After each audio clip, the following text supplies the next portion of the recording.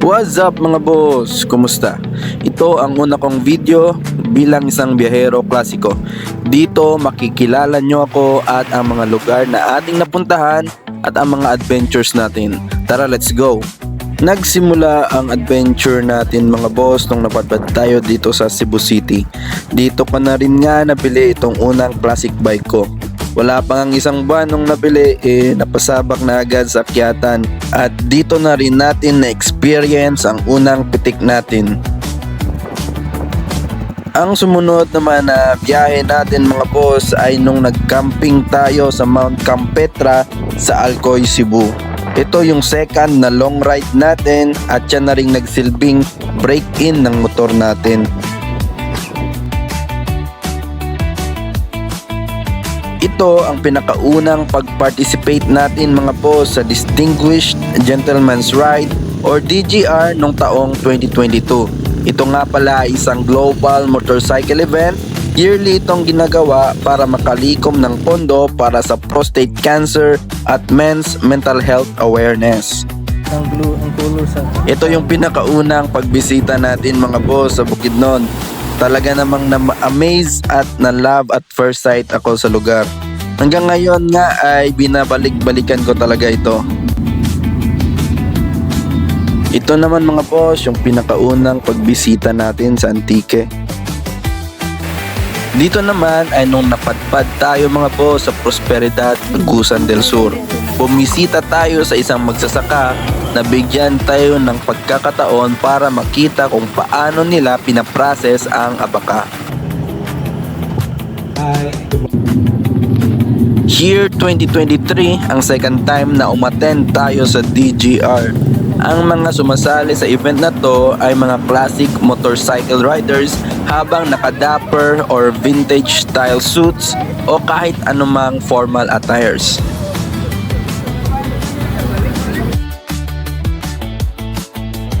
Sa wakas at nakita ko na rin ang Bulkang Mayon. Taong 2024 nung unang apak natin dito sa Albay mga boss. Ibang iba yung experience nung nakita ko na ang Mayon sa personal versus nung nakikita ko lang siya sa mga pictures o videos. Na-amaze nga ako sa ganda at laki ng Mayon. May 2024 na mga boss at syempre hindi tayo mawawala sa Distinguished Gentleman's Ride.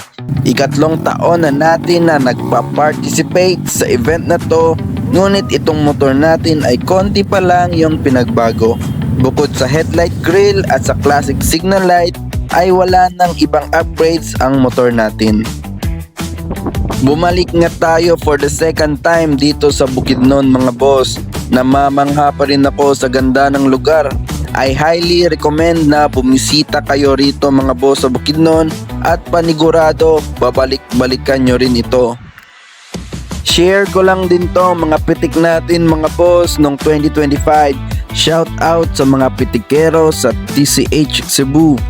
At syempre present pa rin tayo sa DGR 2025 mga boss. Patuloy pa rin nating sinusuportahan ang event na ito dahil nakakatulong tayo sa kapwa. Nakabarong tayo dito mga boss para maiba naman at maipakita ang kultura ng Pilipino. Dito nga medyo may konting mga upgrades na yung motor natin. May backrest, crash guard, MDL at bagong handlebar na tayo mga boss. Napadpad na rin tayo mga boss dito sa Makilala, North Cotabato. Napuntahan natin at nakaligo na rin tayo dito sa Batasan Falls ng Mount Apo. Isa sa mga pinupuntahan ng mga tao, mapalokal man o mga dayo. Dito nga mga boss ay sasakay tayo ng barko papuntang Cagayan de Oro. At galing sa Cagayan ay magmomotor tayo papuntang probinsya namin sa Agusan del Norte. Dito nga tayo dumaan sa bulubundukin ng Claveria, Misamis Oriental. Ang ganda ng daan dito at napahinto rin nga ako sa ganda ng mga tanawin dito sa Claveria. 2026 nang bumalik tayo sa pagkakamping mga boss. So ngayong taon, ang unang pinuntahan namin ay yung Sol Shira. Dito yan sa Cebu. Hindi rin papatalo ang ganda ng tanawin dito.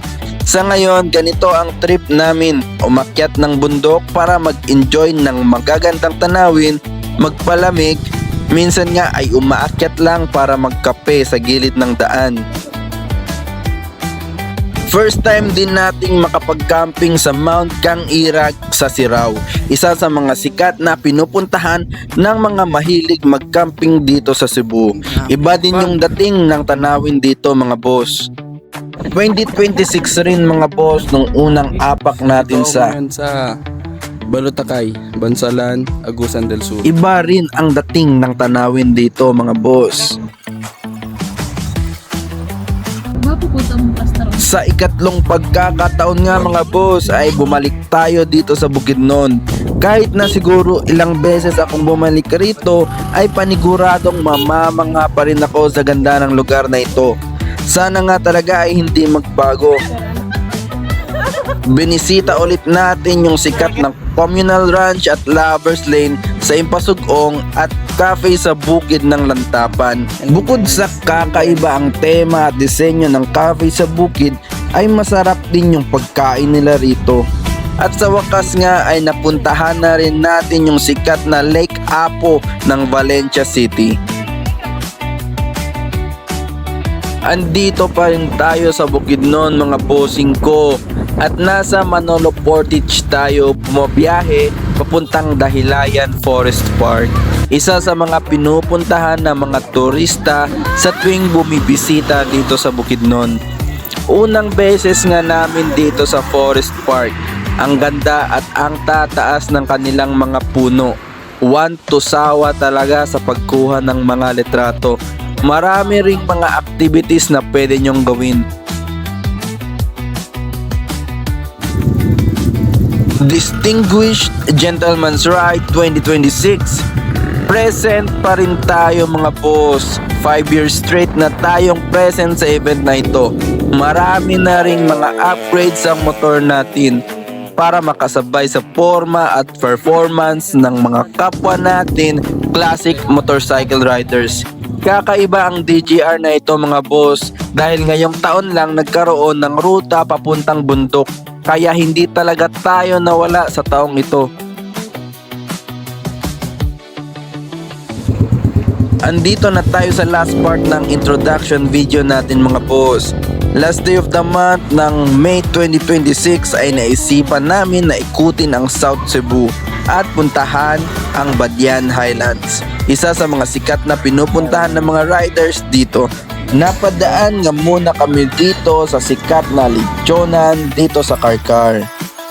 Talagang challenging ang adventure natin na ito mga boss dahil habang tinatak natin ang ating ruta sa pamamagitan ng Google Map ay nawala o naligaw pa nga tayo. Dinala niya tayo sa trail o napa-off-road tayo ng biglaan. Pero ito rin yung dahilan kaya memorable ang adventure at masaya ang biyahe namin na ito. Nakarating na nga tayo sa Badian ngunit malayo pa yung location na ating pupuntahan. Napa-stop over nga muna kami sandali sa tambayan ni Epiang para makapagpahinga at kumain na rin. At nung nakarating na rin tayo sa wakas sa Badian Highlands ay talaga naman na napawi yung pagod namin sa biyahe. Ang ganda ng tanawin at presko yung hangin. Para bang nasa ibang bansa kami nung napadaan kami sa dalawang naglalakihang mga bato.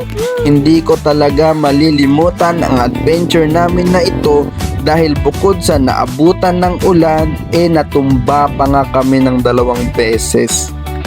Yan lang muna mga boss, lahat ng mga adventures at biyahe natin sa video na to at mga upgrades na ginawa natin sa motor at mga upgrades na gagawin pa ay i-upload natin dito.